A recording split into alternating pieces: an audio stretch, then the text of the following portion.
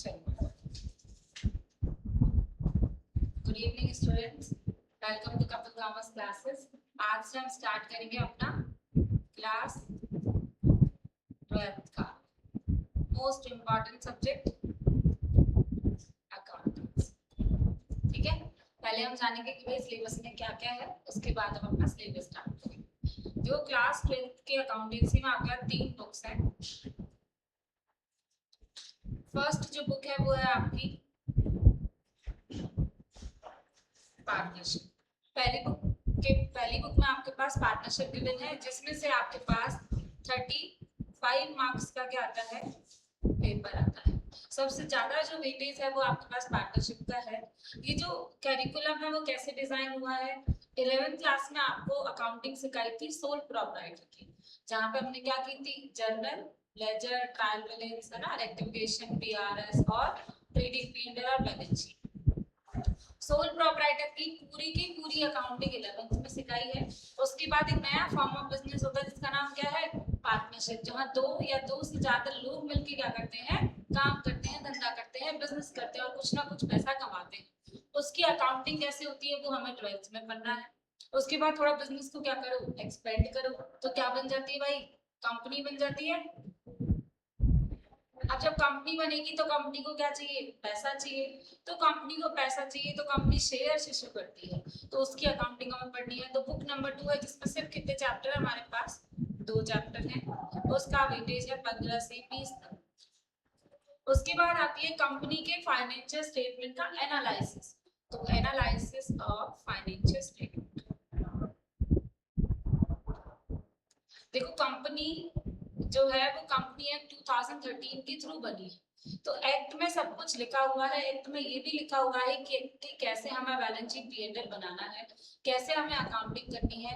तो जैसा लिखा हुआ है वैसा ही बैलेंस शीट का फॉर्मेट हमें याद करना है। तो इसका फिर क्या करना है, एनालिसिस करना है, समझना है, जांच पड़ताल करनी है कि इस कंपनी में पैसा लगाऊं या नहीं लगाऊं, कंपनी सही है या गलत है, कंपनी इतना पैसा कमा रही है कि मेरा पैसा वापस मुझे मिल जाएगा प्रॉफिट लगा के या नहीं मिलेगा। उसको बोलते हैं फाइनेंशियल स्टेटमेंट का एनालिसिस करना। ठीक है, तो ये जो बुक है वो हमारे 20 to 25 मार्क्स का बुक है। ठीक है, तो 35 से 40 नंबर की पार्टनरशिप हो गई, कंपनी 15 से 20 नंबर की हो गई और एनालिसिस ऑफ फाइनेंशियल स्टेटमेंट 20 से 25 नंबर का होगा।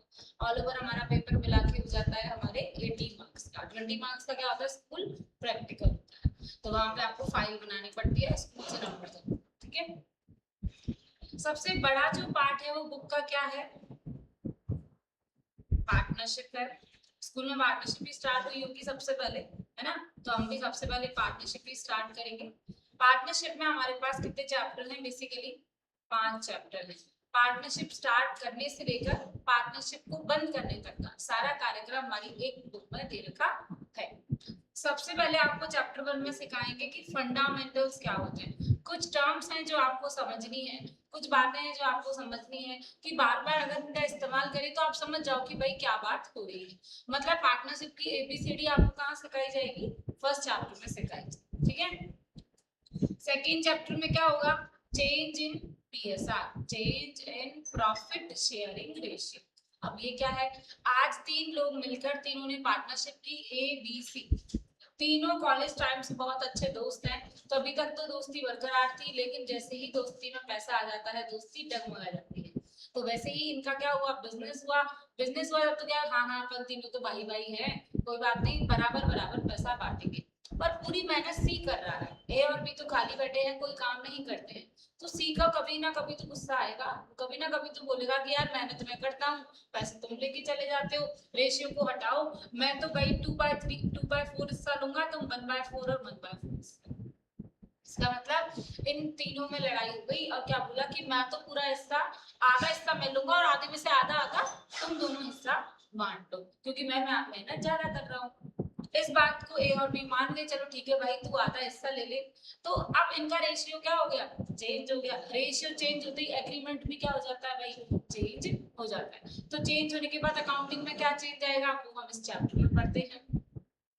बिजनेस अच्छा चल रहा है, अब मुझे क्या करना है, नया पार्टनर लेके आना है। नया पार्टनर क्यों आता है, क्योंकि हमारे पास पैसे की कमी होती है। कभी कभी पैसा बहुत होता है लेकिन हमारे पास गुडविल नहीं होती, मान लेते हैं ए बी सी तीन पार्टनर जम के पैसा है तीनों के पास, लेकिन इनकी मार्केट में गुडविल नहीं है। अभी क्या बोलते हैं कि हम अपने साथ सलमान खान को पार्टनरशिप में रख लेते हैं, चाहे सलमान खान एक भी रुपया ना लगाए, लेकिन जैसे ही वो हमारे बिजनेस में आएगा उसके साथ हमारे बिजनेस का नाम भी ऊपर पहुंच जाएगा। हमने उसकी गुडविल की वजह से उसको क्या बनाया है, पार्टनर बनाया है। तो हमेशा पैसे की वजह से हम नया पार्टनर नया मेंबर नहीं लेकर आते, कभी कभी इज्जत नाम गुडविल की वजह से भी हम एक नया पार्टनर नया मेंबर लेकर आते हैं। अब जब पार्टनर आएगा तो बहुत सारे पैसे लेकर आएगा, कभी वो गुडविल लेकर आएगा। अब जब वो आएगा तो हमें अपना हिस्सा देना भी पड़ेगा। पहले दो लोग थे, दोनों आपस में बांटते थे, अब तीन लोग हो गए तो पैसा तीन लोग में बटेगा। तो एडमिशन के वक्त अकाउंटिंग चेंज होती है। तो थर्ड चैप्टर है admission of accounting. Fourth chapter है retirement of partnership. Retirement of partner.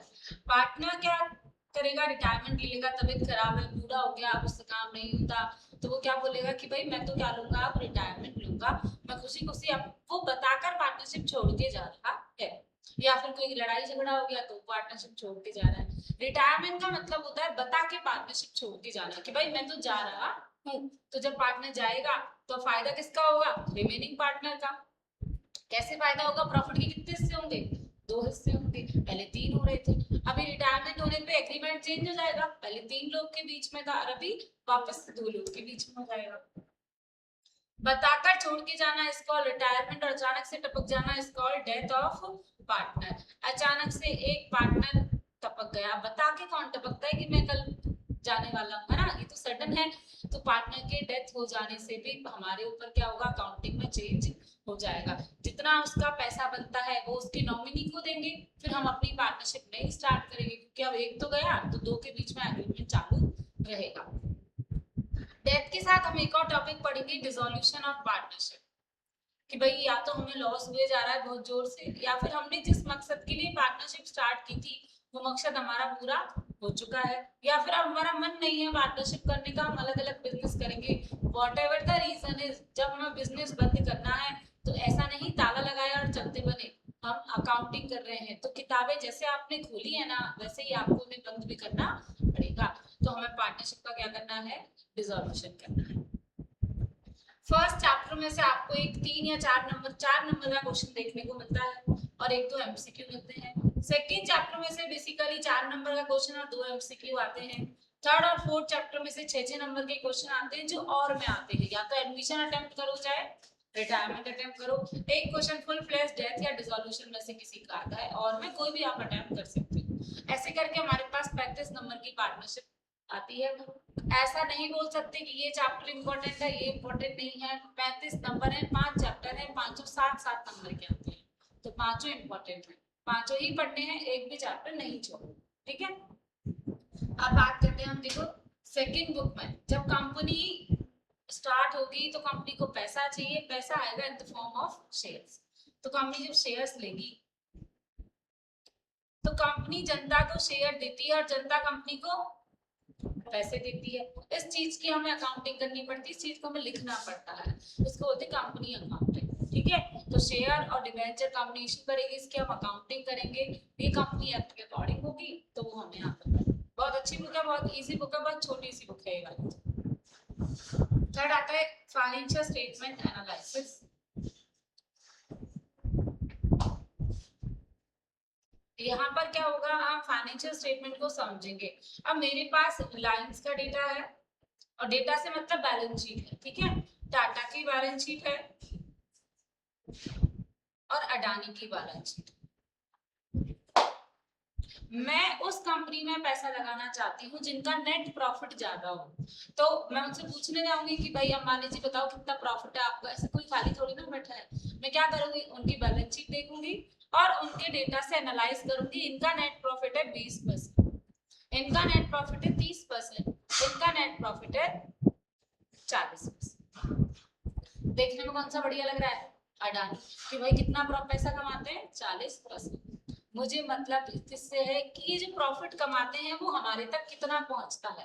देखो कंपनी पैसा बहुत कमाती है लेकिन अपने शेयर होल्डर्स को लिमिटेड अमाउंट देती है। कभी कभी कंपनी डिविडेंड बांटती है या फिर कभी कभी नहीं बांटती है। आपने सुना होगा कि रिलायंस का शेयर बहुत ऊपर चलता है लेकिन लोग फिर भी टाटा में इन्वेस्ट करते हैं। क्यों करते हैं? क्योंकि टाटा कंपनी की शेयर होल्डर्स को टाइम टू टाइम कंपनी क्या देती है?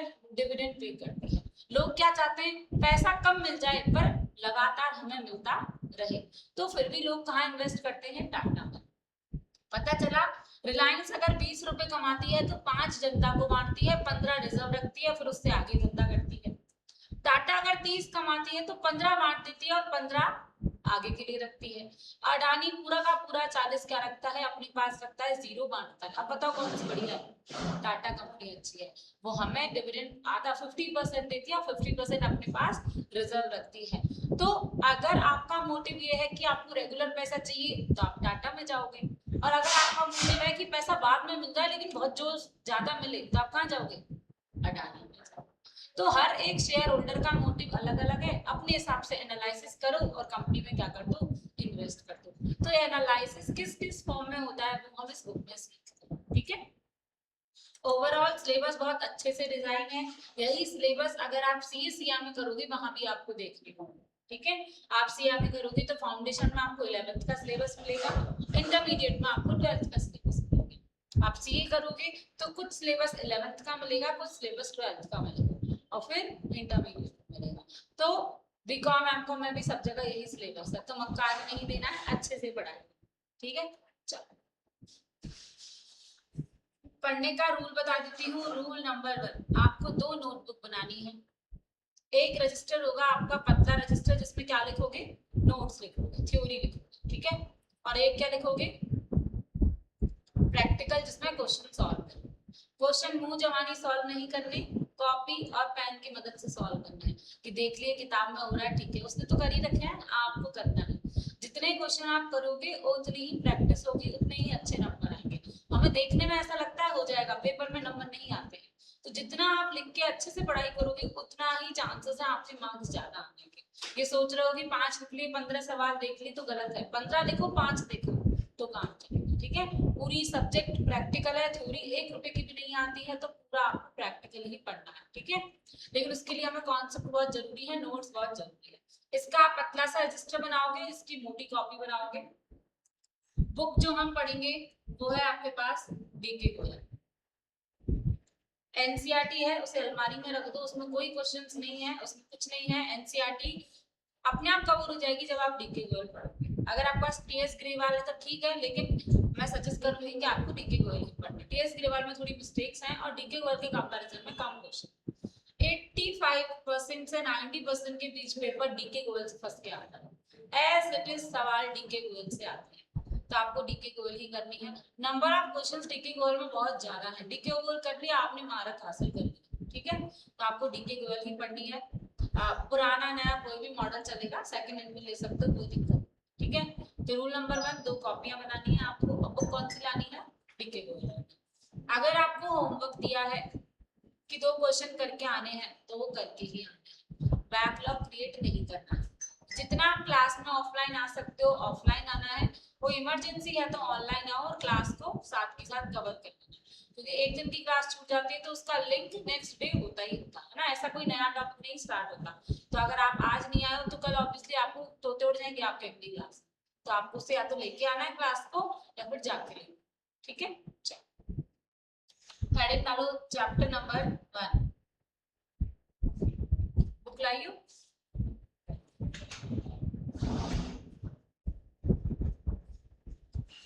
फंडामेंटल ऑफ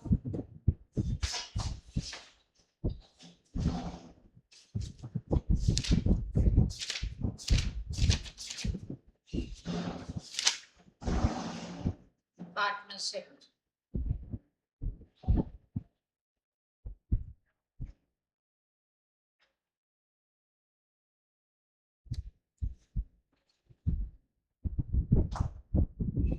लिखो डेफिनेशन। आज रफ में लिख लो, कल जाके फेयर कॉपी में लिख लो, मतलब घर पे। ठीक है। पार्टनरशिप का एक्ट होता है पार्टनरशिप एक्ट 1932। एक्ट का मतलब क्या होता है? गवर्नमेंट क्या करती है, एक लॉ बनाती है, एक्ट बनाती है कि जिससे लोगों के बीच में क्या ना हो, झगड़ा ना हो। क्या सही है क्या गलत है उसका एक रूल बुक बना दिया है। अगर कुछ गलत है तो देख लो उस बुक में, अगर वो गलत है तो भाई वो सबके लिए गलत है। लॉ बनाने से डिसीजन लेने में बहुत आसानी रहती है। अभी सोल प्रोप्राइटरशिप में अगर आप कुछ गलत करोगे तो उसका कोई लॉ नहीं बना हुआ, तो आप किसी को धमकी नहीं दे सकते कि भाई लॉ में लिखा हुआ ये गलत है ये सही है। तो जहाँ लॉ होता है वहाँ कन्वीनियंस होती है गवर्नमेंट को भी और हमें भी, कि हमें पता है कानूनी तौर पे क्या सही है और क्या गलत होता है। तो वैसे ही यहाँ एक्ट बनाया हुआ है। कुछ चीजें ऐसी है जो एक्ट में लिखी हुई है आपको मानना ही पड़ेगा, कुछ चीजें ऐसी है जो एक्ट में नहीं लिखी हुई वो आपको नहीं माननी है। ठीक है, चलो तो लिखो section 4 of Indian partnership act of Indian partnership act 1932 defines partnership as follows. Defines partnership as follows.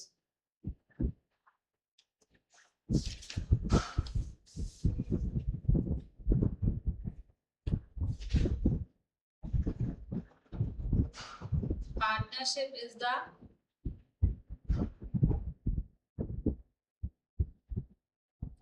relationship between persons who have agreed to share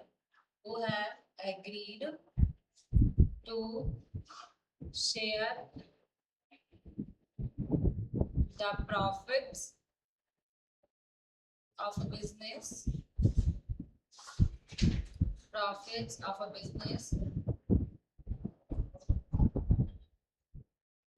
carried on by all or any of them acting for all.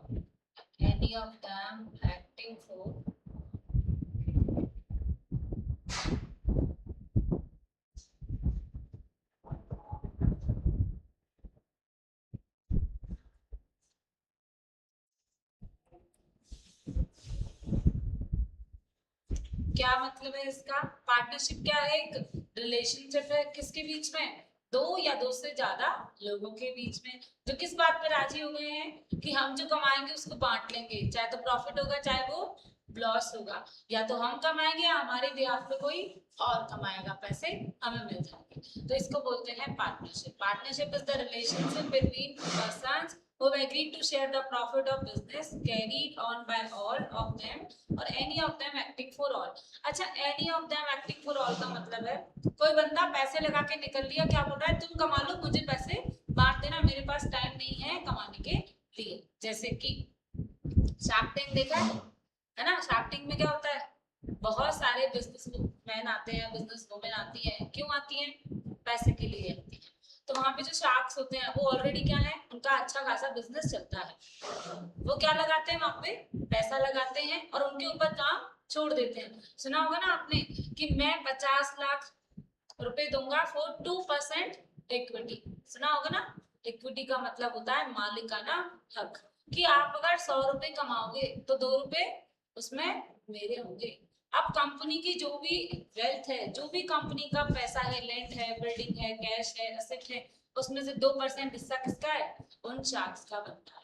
तो तभी तो sharks ज्यादा equity मांगते हैं और लोग कम equity बोलते हैं, क्योंकि मालिकाना हक अपना कोई भी बांटना नहीं चाहता है। तो वो लोग क्या चाहते हैं कि मैं कम से कम पैसे दूं और ज्यादा से ज्यादा हिस्सा ले लूं, और हम लोग क्या चाहते हैं? ज्यादा से ज्यादा पैसे मिले और कम से कम हिस्सा जाए। दोनों के बीच में जहां बात बन जाती है तो वो पैसा लगा लेते हैं और उन दोनों के बीच में एग्रीमेंट हो जाता है। तो वैसा ही लिखा हुआ है any of them acting for all. वहां शार्क्स में से कोई काम करने नहीं जाता, काम वो लोग करेंगे लेकिन पैसा उनको मिलता है। आएगा समझ में? चलो अब लिखो फीचर्स ऑफ पार्टनरशिप।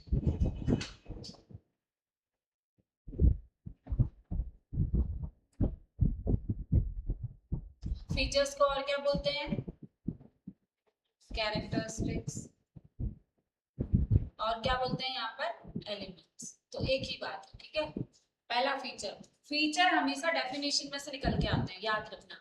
कैरेक्टरिस्टिक और फीचर्स जो भी होते हैं वो डेफिनेशन से निकालते हैं। डेफिनेशन पढ़ो क्या लिख रही है, is the relationship between person, तो मतलब कितने लोग होने चाहिए, मिनिमम 2 लोग तो होने चाहिए। तो लिख दो पहला फीचर, 2 और मोर पर्सन।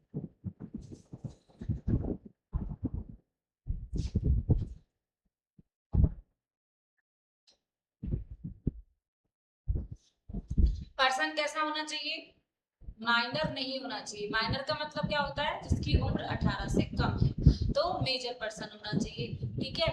अनसाउंड माइंड का नहीं होना चाहिए, मतलब अनसाउंड माइंड का मतलब दिमाग से पैदल या दिमाग से पागल नहीं होना चाहिए। अच्छा खासा दिमाग होना चाहिए, मतलब वो सोचने समझने की शक्ति रखता हो, क्योंकि बिजनेस कर रहे हैं, कोई खेल नहीं है। तो कोई भी पर्सन अनसाउंड माइंड का नहीं होना चाहिए, और वो पर्सन माइनर नहीं होना चाहिए।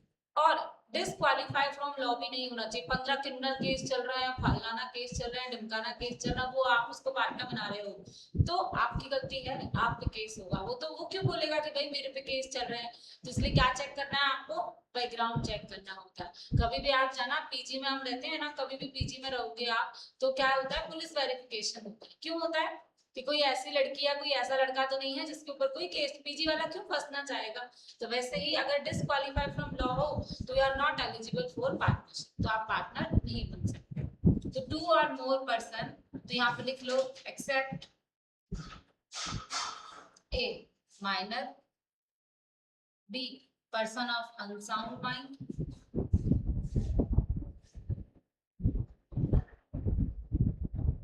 और C disqualified by any law, disqualified by any law।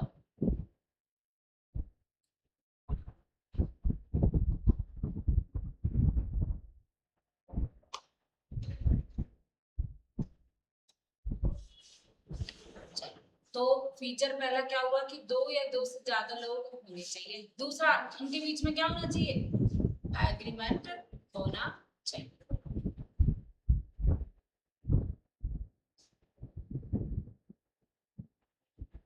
Agreement कैसा होगा, या तो ओरल होगा और रिटर्न होगा। अच्छा क्या है कि भाई रिटर्न एग्रीमेंट होगा, रिटर्न एग्रीमेंट होगा तो उसको रजिस्टर करवा लेंगे एक्ट में। ओरल है तो वो गलत नहीं है, लेकिन हमारे लिए वो सही नहीं है। मतलब गलत का मतलब, अगर हम दोनों ने मिलकर बोला चल पार्टनरशिप करते हैं और हम करने लग गए तो कोई पकड़ के नहीं ले जाएगा हमको।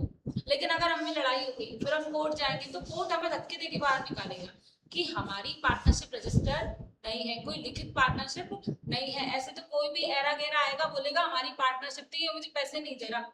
तो सरकार के पास यही काम थोड़ी ना रह गया है, देश चलाना है सरकार को। आपके फालतू के लफड़ों को सॉल्व तो सरकार नहीं करेगी। तो पार्टनरशिप रिटर्न एग्रीमेंट ज्यादा अच्छा है, लेकिन ओरल हमारे पास लॉ ने निष्कासित नहीं किया। लॉ ने बोला नहीं है कि ओरल नहीं होना चाहिए, चलेगा होगा तो, लेकिन अच्छा कौन सा है, रिटर्न एग्रीमेंट। ठीक है, थर्ड लिखो, existence of business and profit motive।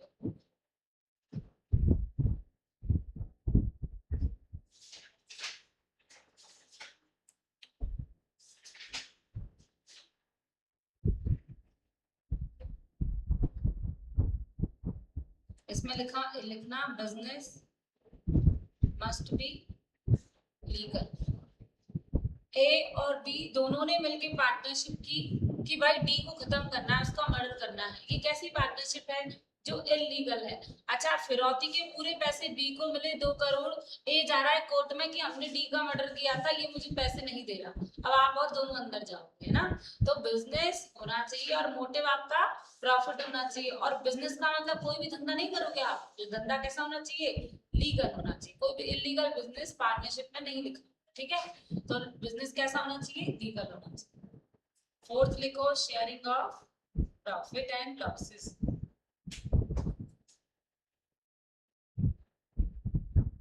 As per agreement, जो डिसाइड हुआ है उसी हिसाब से हम क्या करेंगे, प्रॉफिट लॉस बांटेंगे। अच्छा, कुछ भी डिसाइड नहीं हुआ, बराबर बांटो फिर, ठीक है।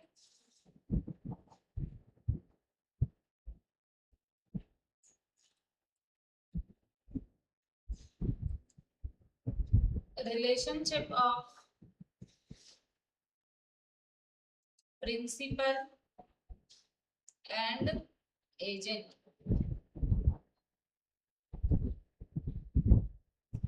like father and son। क्या मतलब है इसका? अगर किसी बच्चे ने गलती कर दी तो रेस्पॉन्सिबल कौन होते हैं? पेरेंट्स रिस्पॉन्सिबल होते हैं। हम किसको बोलते हैं? मम्मी पापा को बोलते हैं। वैसे ही 5 पार्टनर हैं, पांचों में से एक ने गड़बड़ी की तो क्या माना जाएगा? पांचों ने गड़बड़ी की। एक का किया धरा और एक के कर्मकांड सभी के ऊपर एप्लीकेबल होते हैं। मान लेते हैं कि भाई 5 पार्टनर हैं, A B C D E, पांचों अच्छे से काम कर रहे हैं। ई के पास एक फ्रॉड कॉल आता है कि एक सुंदर सी कन्या फोन करती है और बोलती है कि अभी अगर आप 10,000 रुपए दोगे तो हम आपको इंस्टेंट 1 करोड़ की लॉटरी का टिकट देंगे। ठीक है। डी उसके झांसे में आ जाता है और कितने रुपए ट्रांसफर कर देता है? 10,000 रुपए। उसका इंटेंशन गलत नहीं था, वो चाहता था कि 1 करोड़ रुपए बिजनेस में आएंगे, फिर हम बिजनेस में इन्वेस्ट करेंगे और बिजनेस को आगे लेकर जाएंगे। अब वो दीदी फोन नहीं उठा रही है 10,000 रुपए लेकर, पैसे किसके गए? बिजनेस के। तो ए बी सी और ई मिलके डी पे चिल्लाएंगे तो सही, लेकिन अब पांचों में ये नुकसान बांटा जाएगा। 2,000, 2,000, 2,000, 2,000 और 2,000 कि एक का किया धरा सबके ऊपर एप्लीकेबल होता है। जैसे कि बेटे ने कुछ किया तो उसके लिए उसके पिताजी रिस्पॉन्सिबल है। एजेंट ने कुछ किया तो कौन रिस्पॉन्सिबल है? प्रिंसिपल। तो एक पार्टनर ने किया तो दूसरा पार्टनर ऑब्वियसली क्या है? रिस्पॉन्सिबल होगा ही होगा। अच्छा, डी ने फोन करा और सही में 1 करोड़ की लॉटरी लग गई, तो खाली डी के पैसे नहीं है, पैसे किसके हैं? पांचों के, सबके हैं। तो अच्छा करो तो भी हम पार्टनर हैं और बुरा करेंगे तो भी हम पार्टनर। ठीक है, चलो नेक्स्ट पॉइंट लिखो। No separate existence, no separate existence.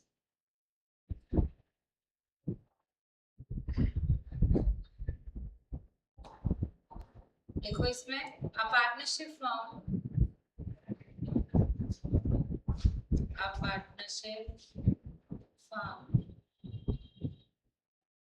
has no separate existence from its members,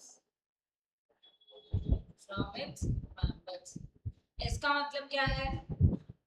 हम ऐसे स्टार्टिंग से पढ़ते आए हैं कि बिजनेस अलग और उसका मालिक अलग होता है। ओनर और business both are separate entity.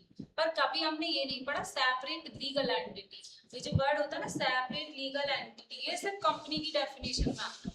कानूनी तौर पे कंपनी अलग है और उसका मालिक अलग है, लेकिन कानूनी तौर पे पार्टनरशिप और उसके मालिक अलग अलग नहीं है। अच्छा, जैसे डी ने 10,000 रुपए का नुकसान करा तो अब केस लगेगा तो A B C D E इन पे लगेगा, फॉर्म पे नहीं लगेगा। डी बोलेगा भाई मैंने कुछ नहीं करा, फॉर्म ने करा है, फॉर्म पे केस लगाओ। फॉर्म क्या आपके किसी की रिश्तेदार की है? फॉर्म भी तो इसकी है, इन पांचों की है। तो फॉर्म अगर आप कुछ गलत करते हैं तो आप पे ही केस चढ़ेगा। फॉर्म का नाम आगे करके आप उससे बच नहीं सकते हो कि भाई ये तो फॉर्म ने किया, मैंने क्या किया है? तो फॉर्म में कौन हो? आप ही हो। ये फायदा सिर्फ कहाँ मिलता है? हमें कंपनी में मिलता है। कंपनी का अगर कोई मेंबर कुछ गलत करता है, मेंबर बदनाम नहीं होता, बदनाम कौन होती है? कंपनी होती है। कि अच्छा, जैसे कि अभी आपने देखा होगा कि अडानी के शेयर्स बहुत नीचे गए थे लास्ट ईयर, है ना?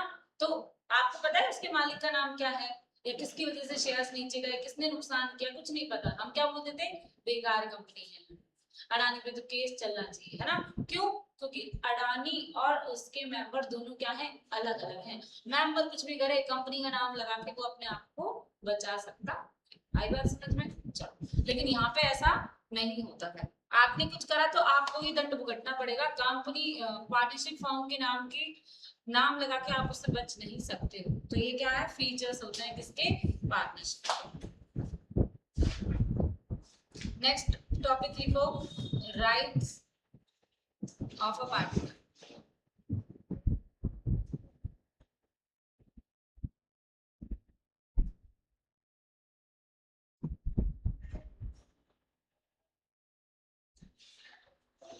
आपका पार्टनरशिप में क्या क्या अधिकार होता है? तो प्रॉफिट में अधिकार होता है, तो लॉस में भी अधिकार होता है। दूसरा बिजनेस करने का अधिकार होता है, कुछ बोलने का अधिकार होता है, मतलब कंसल्ट करने का अधिकार होता है, अपनी सहमति रजामंदी देने का अधिकार है, कुछ पसंद नहीं आया तो मना करने का भी आपका अधिकार है।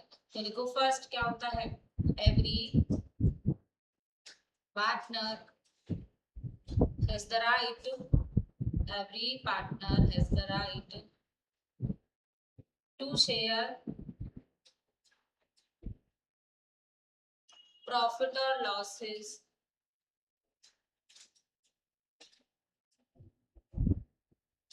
with other partners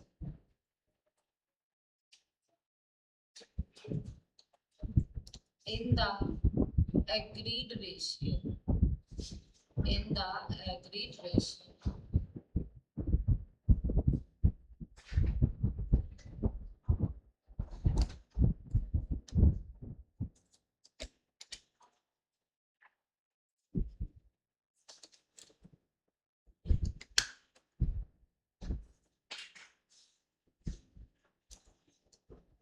सेकंड लिखो, every partner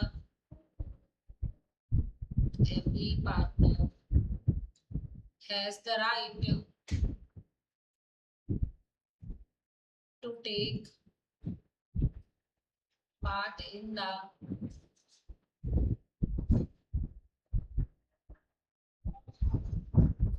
conduct of the business. उसको बिजनेस में पार्ट लेने का पूरा क्या है, अधिकार है, राइट है, ठीक है। तो लिखो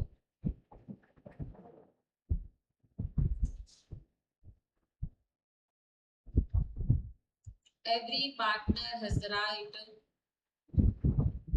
every partner has the right to be consulted in matters, consulted in the matters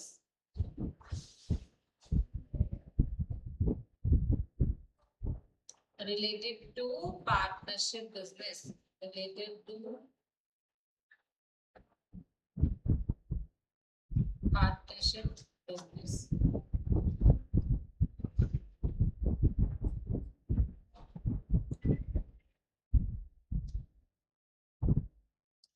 उससे पूछने का पूरा, उससे पूछा जाए इस बात का, उसको क्या है, पूरा अधिकार है कि भाई कुछ भी हो रहा है उससे पूछना चाहिए आपको, क्योंकि वो क्या है, फर्म का पार्टनर। फोर्थ लिखो, right to inspect and have a copy of books of account, and have a copy of books of accounts. वो छानबीन कर सकता है, देख सकता है क्या हो रहा है, और उसके पास फोटोकॉपी भी हो सकती है किसकी, अकाउंट की बुक्स की, the books of account.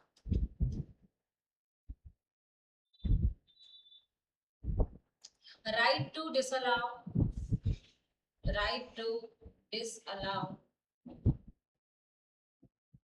the admission of a new partner, the admission of new partner। उसको एक पार्टनर आ रहा है, वो उसे नहीं पसंद, उसे नहीं रखना, तो बोल सकता है भाई मेरी तो इसमें रजामंदी नहीं है, ठीक है।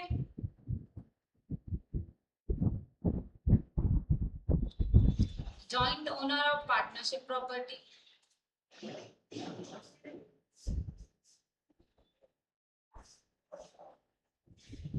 पार्टनरशिप फर्म के नाम पे एक बिल्डिंग खरीदी तो उसमें किसका हिस्सा बनता है, पार्टनर का बनता है। तो पार्टनरशिप की प्रॉपर्टी में उसका हिस्सा है, किसी पर्सनल पार्टनर की घर की प्रॉपर्टी में उसका कोई हिस्सा नहीं है।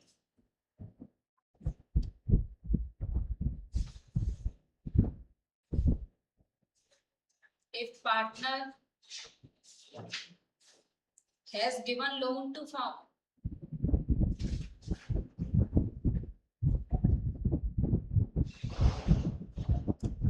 he has right to receive। अच्छा, किसी को लोन देते तो हमें क्या मिलता है, इंटरेस्ट, तो राइट टू रिसीव इंटरेस्ट। अगर रेट एब्सेंट है तो 6% से मिलेगा, ठीक है। पार्टनर ने अपनी जेब से खर्चा कर दिया बिजनेस के लिए, किससे लेगा बाद में खर्चा, फर्म से लेगा। जैसे कि पार्टनर ने क्या करा, अपने खुद की जेब से 200 रुपए निकाल कर भाड़े के दे दिए, गाड़ी के पैसे दे दिए, तो वो अपनी जेब से एक भी रुपया खर्च नहीं करेगा, कहाँ से ले लेगा, दुकान के पैसे में से ले लेगा। तो कोई भी खर्चा उसने पर्सनल नेचर पे करा है, लेकिन है वो बिजनेस का, तो बाद में बिजनेस से क्या हो जाएगा, वो रीइंबर्स हो जाएगा। तो लिखो, if a partner incurs expenses, if a partner incur expenses or make payment on behalf of firm, on behalf of firm,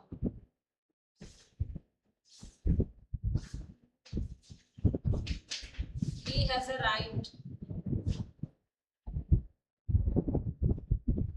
to be indemnified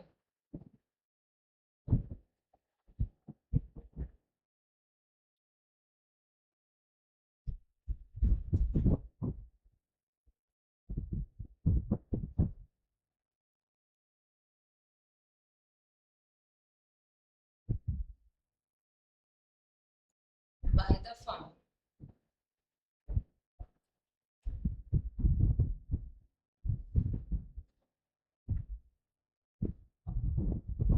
Last लिखो, right to retire.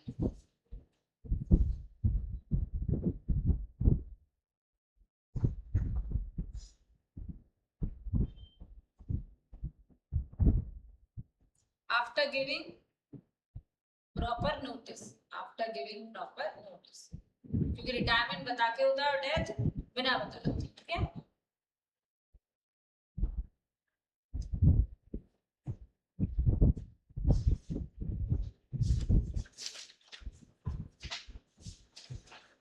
आई बात समझ में, कोई दिक्कत, जो पढ़ाया उसमें कोई डाउट, कुछ नहीं पढ़ाया, बस थोड़ा सा इंट्रोडक्शन ही दिया था, ठीक है। हम आगे कल पढ़ेंगे, रूल्स पढ़ेंगे, फिर हम प्रॉफिट शेयरिंग रेशियो निकालना सीखेंगे, ठीक है। इसमें मेन आता है P&L एप्रोप्रिएशन अकाउंट, जो इस चैप्टर का मोस्ट इम्पोर्टेंट टॉपिक है, और वो नहीं आएगा तो आपको आगे एडमिशन, रिटायरमेंट, डेथ कुछ भी नहीं समझ में आएगा। तो P&L एप्रोप्रिएशन बनाना हम सीखेंगे आगे की क्लास।